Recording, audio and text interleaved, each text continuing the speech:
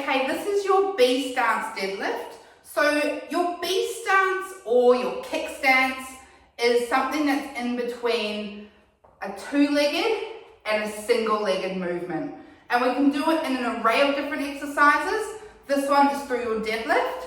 So quickly running over your deadlifts, soft knees, hinging at the hips, keeping that lovely neutral spine, pushing into the feet to keep the hips forward and squeeze the glutes at the top. Always looking to get that nice stacked position so we're not just pushing the hips forward, we're finding neutral, that connection to hips to ribs. Okay, if we're here, we should have already been doing our deadlifts, so you're all good to go. Let's work on the B stance. So the reason I tell you it's the step in between two-legged and single-legged is so that you know when we're standing, this is our B stance stance.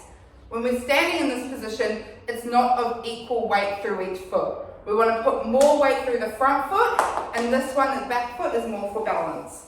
So what we're going to do, if it's a single, if you've only got one weight in your program, you're going to be holding it in the center, and this is with our kettlebell, and then we're going to come down.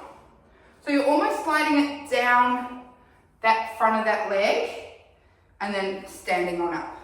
The main thing to watch here is that we're still hinging the hips back. Yep, we're not coming forward. So the hips are still hinging back and up. When we start here, there's very little weight on this foot.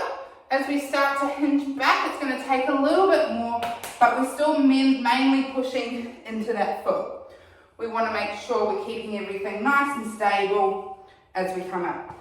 If you're going to use a dumbbell, you can again use this hold, which you know I love. If we've only got dumbbells, that'll work.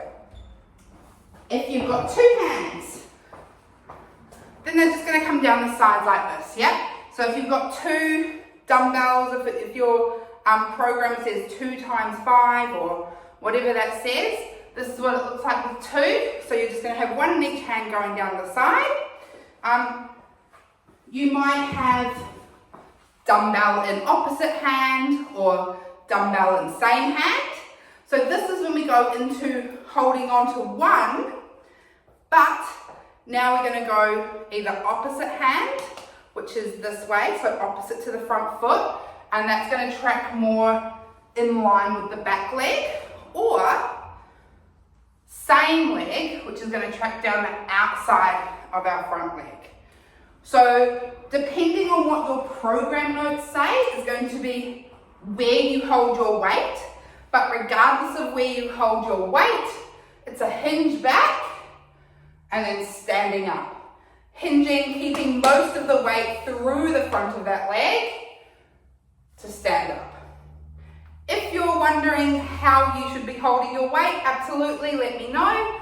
Otherwise, enjoy.